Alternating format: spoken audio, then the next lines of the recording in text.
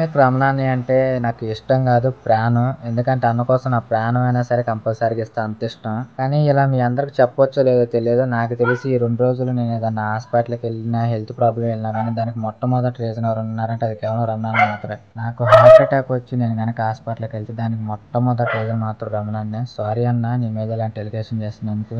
అసలు ఏం జరిగిందంటే ఈ రోజు నుంచి శివన్న సిరీస్ అయితే స్టార్ట్ అయిన అన్న మళ్ళీ ట్విస్టుల మీద ట్విస్టులు పెడతాడు. చూసే ప్రతి ఒక్కడికి హార్ట్ అటాక్లు వచ్చి అయితే కంపల్సరీగా పోతారు.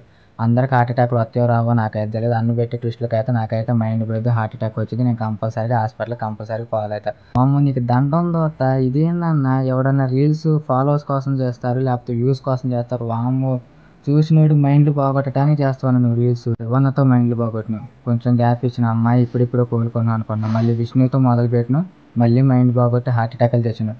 ఈ మధ్యన కొంచెం హార్ట్ కంట్రోల్ అంతా సెట్ అవుతుంది అనుకుంటే శివన్న విష్ణుతో వచ్చినావు. ఫస్ట్ పార్ట్కి ఫ్యూజులు ఎగరగొట్టినావు. నిజం చెబుతాను, నువ్వు ఇచ్చే ట్విస్ట్లకి మాత్రం నేను ఏదో ఒక రోజు అయితే హార్ట్ అటాక్ వచ్చి పోతాను. నేనుగా చాలామంది దానికి మాత్రం మొట్టమొదటి ఏదో నువ్వే అన్నావు. కాళ్ళు పట్టుకుంటున్నావు, కొంచెం ట్విస్టులు తగ్గి అన్న. మా ఇంత చిన్న ప్రాణాలు తట్టుకోలేకపోతున్నాను ఆ ట్విస్టులు. ఆ రేంజ్ ట్విస్టులు అయితే నాకు నిజంగా గుండాకి దత్తా కూడా. శివన్ ఎవరో కాదు, నా సొంత అన్న.